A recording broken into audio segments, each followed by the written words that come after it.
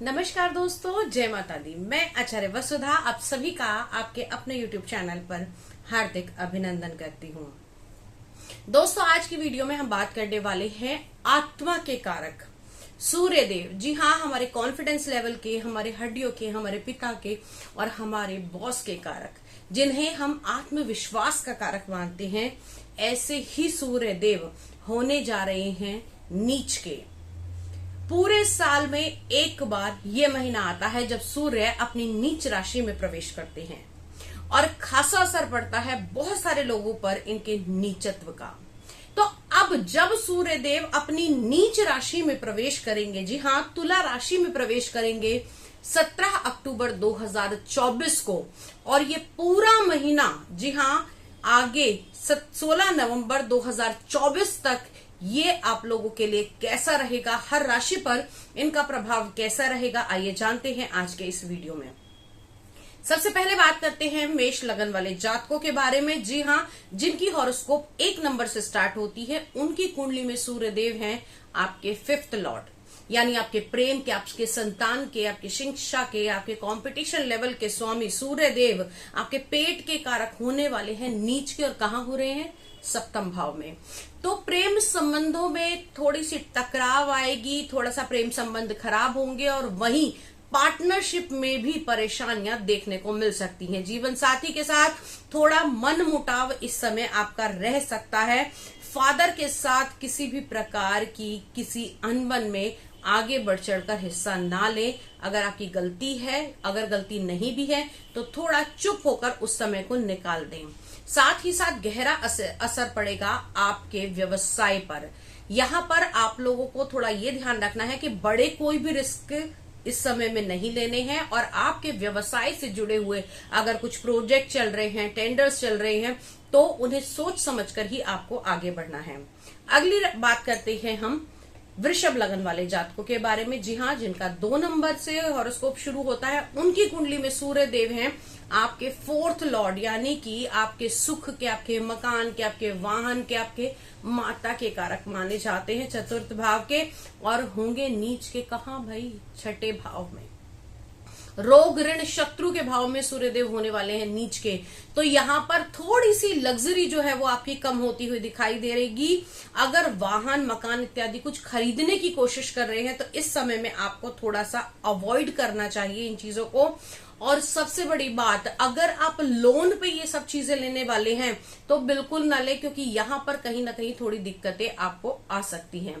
अगली राशि की बात करते हैं हम मिथुन लगन वाले जातकों के बारे में। सूर्य का नीच का होना, मिथुन लगन वाले जातकों की अगर मैं बात करूं तो 3रे भाव के, यानी कि आपके रिस्क फैक्टर के, आपके यात्राओं के भाव के स्वामी 5म भाव में, प्रेम के भाव में नीच के होने जा रहे हैं। भावत भावम नियम के अनुसार देखें तो अपने से भी 3रे में नीच के हो रहे हैं।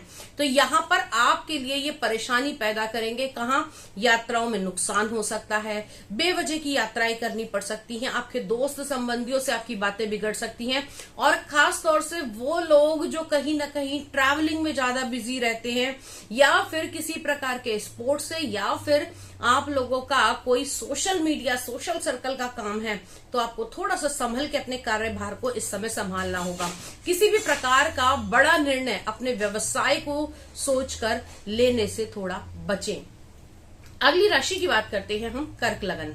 कर्क लगन की अगर हम बात करें तो दोस्तों, सूर्य का ये जो नीच का होना आपके धन के स्वामी है, आपके दूसरे, आपके कुटुंबों के भाव के स्वामी है, आंखों के कारक हैं आपके यहाँ पर, आपके चेहरे की आभा के कारक है यहाँ पर सूर्यदेव, और नीच के होंगे कहाँ भाई? 4th भाव में, सुख के स्थान में। तो आंखों की रोशनी पर इफेक्ट पड़ सकता है। जिन लोगों को नेत्र से संबंधित परेशानियां हैं, उन लोगों को बहुत ज्यादा ध्यान रखना है। वाणी के अंदर इस समय विकार आएगा। आपकी वाणी से लोग जो है वो आपसे कटना शुरू करेंगे। आप कहना कुछ चाहेंगे और निकलेगा कुछ, या आपकी बातों का मतलब कुछ और होता हुआ दिखाई देगा।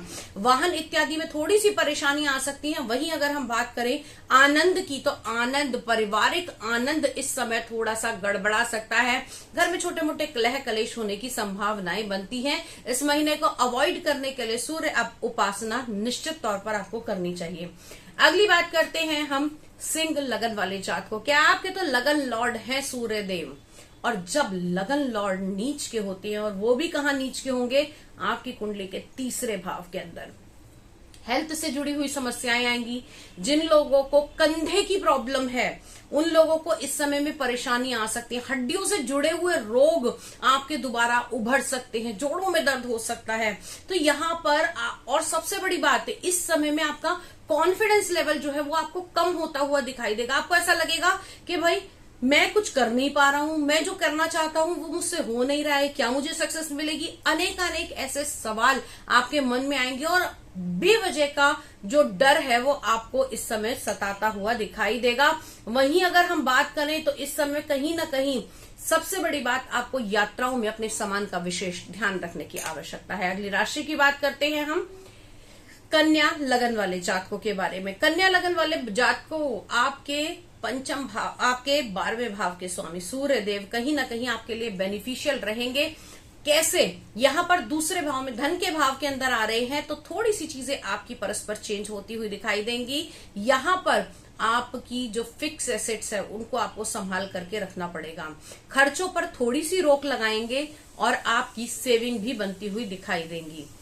तुला लगन वाले जातकों के लिए, जी हाँ, जिनकी हॉरोस्कोप 7 नंबर से स्टार्ट होती है, उन लोगों को ये बता दूं कि यहाँ पर लगन में ये नीच के हो रहे हैं तो प्रॉफिट्स रुक सकते हैं। जिन चीजों को खरीदने के बारे में सोच रहे हैं उनका नुकसान हो सकता है।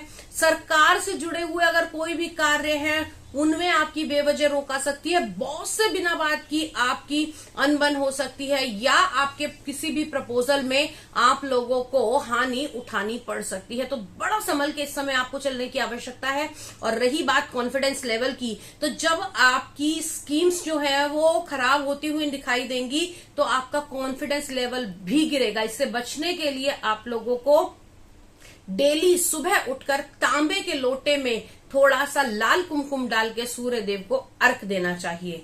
अगली राशि की बात करते हैं हम वृश्चिक लगन वाले जातकों के बारे में। तो दोस्तों, वृश्चिक लगन वाले जातकों के 12वें भाव में सूर्य देव होंगे नीच के। यहाँ पर सबसे बड़ी बात, एक तो आपको प्रॉब्लम आएंगी, कहां? हड्डियों से जुड़े हुए रोग आएंगे, पैरों में दिक्कतें आ सकती हैं, दाहिनी आंख में आपको प्रॉब्लम आ सकती है।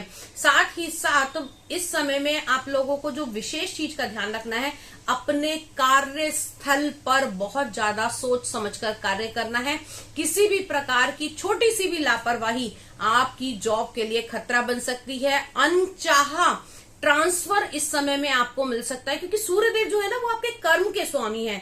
जब कर्म का स्वामी नीच का होगा तो कितनी भी कोशिश कर लेंगे, अपना बेस्ट एफर्ट देने की कोशिश करेंगे, लेकिन अप्रेजल कोई और लेके जाएगा। उन चीजों का श्रेय किसी और को मिलेगा, जिसके कारण आपका आत्मसम्मान और साथ साथ आपका कॉन्फिडेंस लेवल भी थोड़ा सा डाउन होता हुआ दिखाई देगा।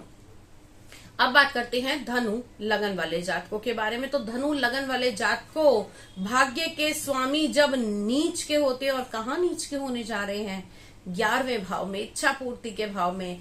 तो बड़े लंबे समय से जिन चीजों के पूरे होने की संभावनाएं बन रही थी, यकायक आके फिर से स्टकअप हो सकती हैं।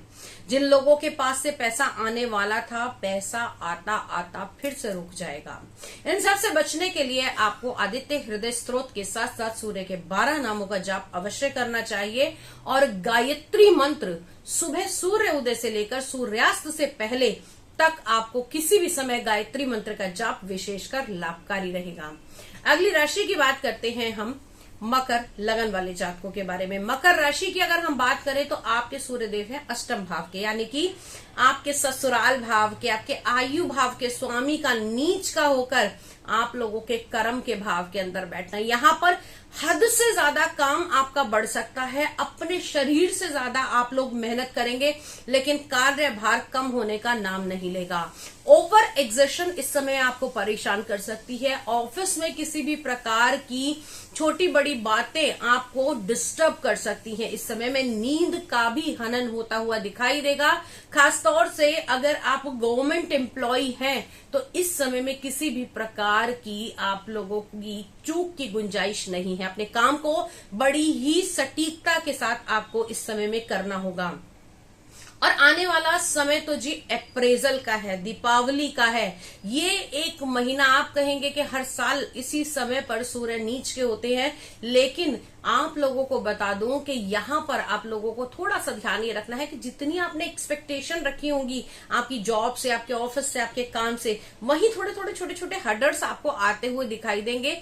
हेल्थ से जुड़ी हुई समस्याएं जो है उनमें थोड़ी सी रिकवरी आपको इस मंथ में मिल सकती है। अगली बात करते हैं हम कुंभ राशि वाले जातकों के बारे में। जी हाँ, जिनका हॉरोस्कोप में 11 नंबर फर्स्ट हाउस में है, उन लोगों के लिए सूर्य का ये नीच का होना थोड़ा सा नुकसान दे सकता है। कहाँ नुकसान देगा?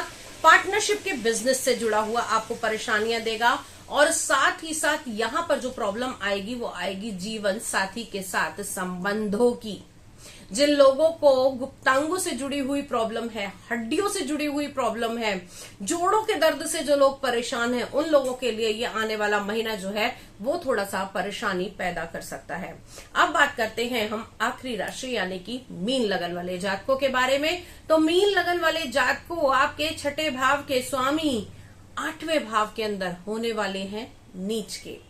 तो यहां पर वैसे तो विपरीत राजयोग बन रहा है, लेकिन कैसे बन रहा है? नीच का होकर एक ग्रह यहां पर विराजमान है।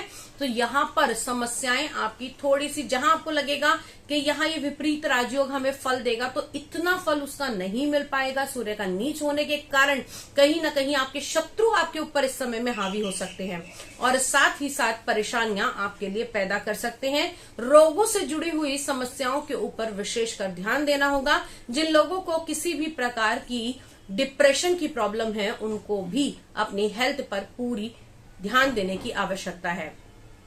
ये वीडियो अगर अच्छा लगा हो तो आगे फॉरवर्ड कीजिए, साथ ही साथ हमारे कमेंट बॉक्स में जाके कमेंट कीजिए कि और किस विषय पर आप जानकारी पाना चाहते हैं। आज के लिए इतना ही, अगले वीडियो में फिर से मुलाकात करूंगी। तब तक के लिए जय मां भगवती।